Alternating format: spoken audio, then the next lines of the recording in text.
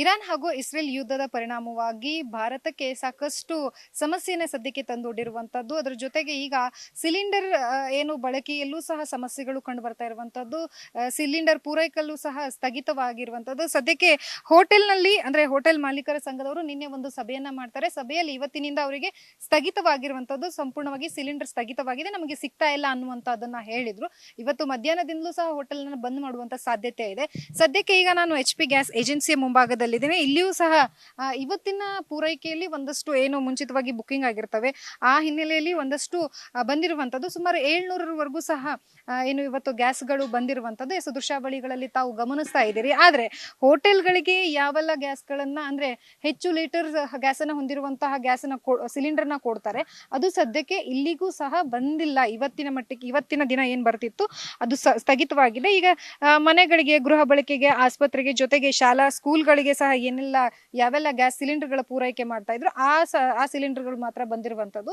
ಇನ್ನ ಈಗ ಆಲ್ರೆಡಿ ಏನೆಲ್ಲ ಬುಕಿಂಗ್ಸ್ಗಳು ಆಲ್ರೆಡಿ ಆಗಿದಾವೆ ಅವು ಸಹ ನಾಳೆ ಬರುವಂತಹ ಸಾಧ್ಯತೆ ಇದೆ. ಒಟ್ಟಾರೆಯಾಗಿ ಈಗ ಕೇಂದ್ರ ಸರ್ಕಾರನು ಸಹ ಮಾಹಿತಿಯನ್ನ ನೀಡಿರುವಂತಹದ್ದು, ಗ್ಯಾಸ್ ಏಜೆನ್ಸಿಯಲ್ಲಿ ಮತ್ತೆ ಗ್ಯಾಸ್ ಬಳಕೆಯಲ್ಲೂ ಸಹ ಅವರಿಗೆ ಸಮಸ್ಯೆಗಳು ಆಗಬಾರದು, ಅವರಿಗೆ ಜನಸಾಮಾನ್ಯರಿಗೂ ಜೊತೆಗೆ ಏನು ಆಸ್ಪತ್ರೆ ಮತ್ತು ಗೃಹ ಬಳಕೆಗೆ ಏನ್ ಬೇಕು ಆ ಪೂರೈಕೆಯನ್ನ ಮಾಡಬೇಕು ಅನ್ನುವಂಥದ್ದನ್ನ ಹೇಳಿರುವಂಥದ್ದು ದೃಶ್ಯಾವಳಿಗಳಲ್ಲಿ ಗಮನಿಸ್ತಾ ಇರ್ಬೋದು.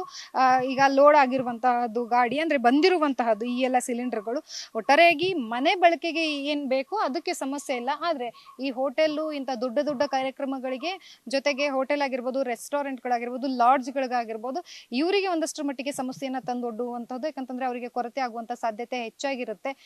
ಯಾಕಂತಂದ್ರೆ ನಿನ್ನೆನೂ ಸಹ ಹೋಟೆಲ್ ಮಾಲೀಕರ ಸಂಘಟನೆಯಿಂದ ಸಭೆಯನ್ನ ಮಾಡ್ತಾರೆ. ಅವ್ರಿಗೂ ಸಹ ನೋಟಿಸ್ ಅನ್ನ ಕೊಟ್ಟಿದ್ರು, ನಿಮ್ಗೆ ಸದ್ಯಕ್ಕೆ ಪೂರೈಕೆ ಮಾಡೋದು ನಮಗೆ ಸಮಸ್ಯೆ ಆಗುತ್ತೆ ಅಂತ ಹೇಳಿ. ಮುಂಚಿತವಾಗಿ ಏನು 15 ದಿನ ಗ್ಯಾಪ್ ಬಳಿಕ ನೀವು ಇನ್ನೊಂದು ಗ್ಯಾಸ್ ಅನ್ನ ಬುಕ್ ಮಾಡಬಹುದಿತ್ತು, ಅದನ್ನ ಇವತ್ತಿಗೆ ಅಂದ್ರೆ ಕಳೆದ 3 ದಿನದಿಂದ ಅದು 21 ದಿನಕ್ಕೆ ಏರಿಕೆಯನ್ನ ಮಾಡಿದ್ದಾರೆ.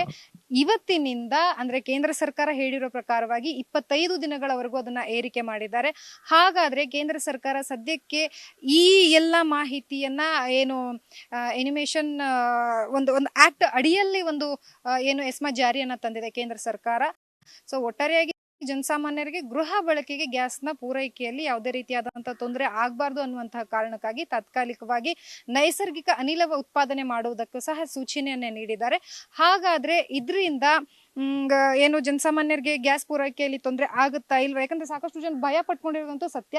ಸೊ ಹೋಟೆಲ್ ಅವ್ರಿಗೂ ಸಹ ಪ್ರಾಬ್ಲಮ್ ಆಗಿದೆ. ಮಧ್ಯಾಹ್ನದಿಂದ ಹೋಟೆಲ್ ಬಂದ್ ಮಾಡಿದ್ರೆ ಸಾಕಷ್ಟು ಜನರು ಏನ್ ಮಾಡ್ತಾರೆ ಅಂತಂದ್ರೆ ಬೇರೆ ಬೇರೆ ಭಾಗಗಳಿಂದ ಬಂದಿರುವಂತಹ ವಿದ್ಯಾರ್ಥಿಗಳಿರ್ತಾರೆ, ಮತ್ತೆ ಜೊತೆಗೆ PG ಅಲ್ಲಿ ಇರುವಂತವ್ರು ಇರ್ತಾರೆ, ರೂಮ್ ಮಾಡ್ಕೊಂಡಿರುವಂತವ್ರಿಗೂ ಸಹ ಹೋಟೆಲ್ ಬಂದ್ ಮಾಡಿದ್ರೆ ಸಮಸ್ಯೆ ಆಗುವಂತದ್ದು ಕಟ್ಟಿಟ್ಟ ಬುತ್ತಿ.